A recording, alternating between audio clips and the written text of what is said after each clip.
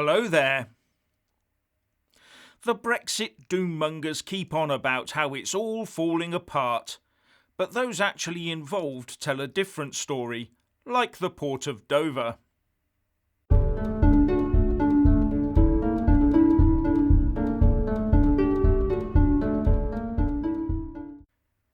Firstly, please subscribe and like this video to give my channel a boost, and I'm always uploading new content, so please do check back daily. And a big thanks to my Patreon and PayPal supporters. We keep hearing it, don't we? Claims that lorries are backing up all over the country and unable to transport their loads, together with the claims that this is causing shortages of goods on shelves. But just look at the port of Dover. The port's bosses say that freight traffic is now back to 90% of normal levels. No mean achievement given the COVID-19 pandemic.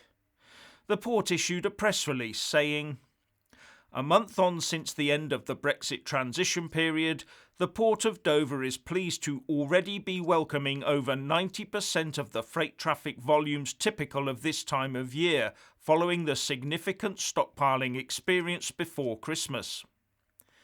And when looking around the supermarkets I regularly frequent, they are usually well stocked, exactly as they have been before. In fact, the only shortages I've seen in British shops are those caused when people twitch about pandemic stockpiling, and then it usually affects loo rolls the most, and they're manufactured in the UK, so it's a false shortage anyway. But it's a different matter in the EU's single market. Because while on the UK side we're taking a pragmatic approach to Brexit and customs to keep trade moving, Brussels is more intent on imposing a punishment regime. They are insisting on every dot be on every I and every cross be on every T. They are even, I've read, been enforcing rules on using different coloured biros for different customs forms, or you get turned back. And then there's the cases such as the shellfish situation I talked about yesterday, where the bureaucrats have blatantly gone back on their word so as to inflict pain on our fishing community.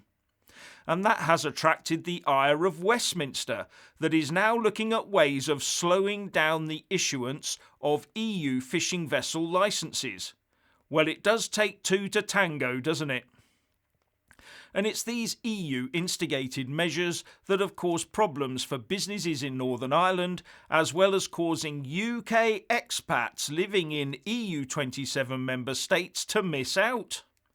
The Independent reports, a specialist supermarket selling British produce in the EU is struggling to keep food on its shelves because of post-Brexit supply problems. And there are many of these stories emerging. This one tells of the shelves normally full of custard cream biscuits, the soft drink Iron Brew, scones, popcorn, digestive biscuits and shortbread now lying empty as suppliers hold back from exporting those goods from the UK into the EU due to Brussels-imposed red tape. Fortnum & Mason has also suspended exporting to the EU. As an aside on this, I did think that the whole point of retiring abroad was to soak yourself in local customs, food and drink. Maybe not.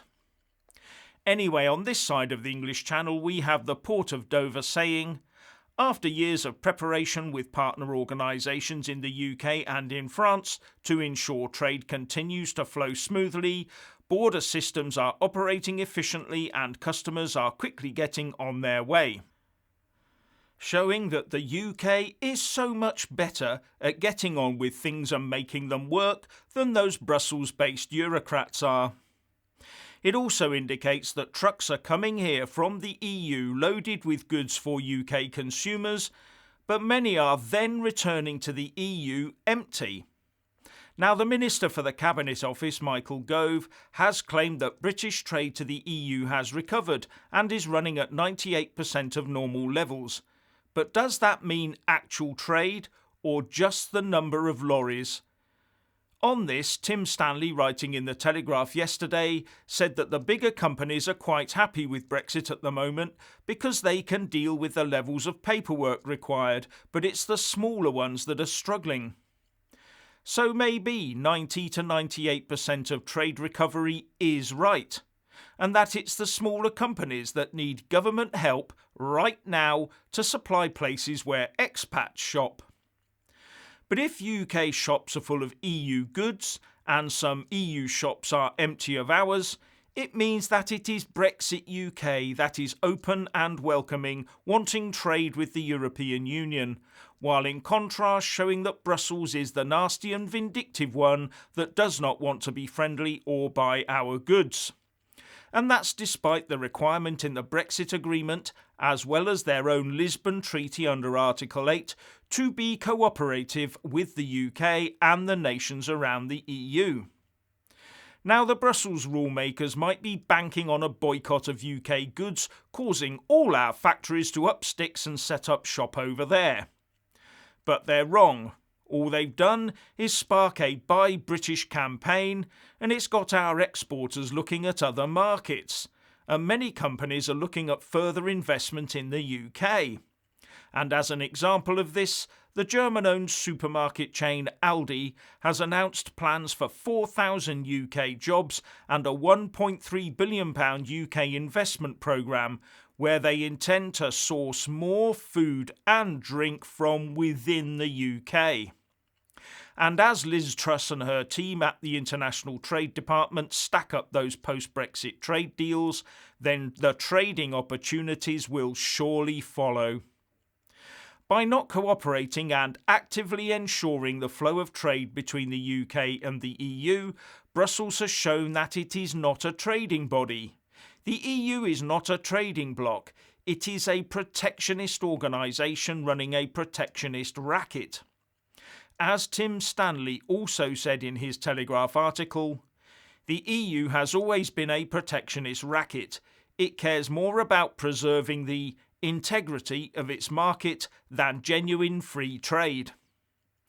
And that way lies a massive slowing of trade between the UK and the EU, and there may come a time when the UK government decides that pragmatism and cooperation cannot continue down a one-way street to the benefit of the EU businesses. Once we have other avenues open to us, we could always reciprocate in kind and start winding up the EU to UK red tape to the same levels, couldn't we? But it might not come to that. As time goes on, we might see the EU relaxing its rules as its appetite for childish, vindictive behaviour ebbs. But in the meantime, the best thing we can all do is keep the pressure on by buying British and filling our fridges and shelves with goods that have the Union Jack on them, or at least stuff without the blue flag with the gold stars on it. Anyway, if you want to hear more from me, please don't forget to subscribe and also press that little bell, or you won't get any notifications. And if you want to see more of me, buy a mug with my mug on it by following the link in the descriptions box below and support me on Patreon or PayPal. So what do you think about all of this? Please share and comment, and thank you for watching.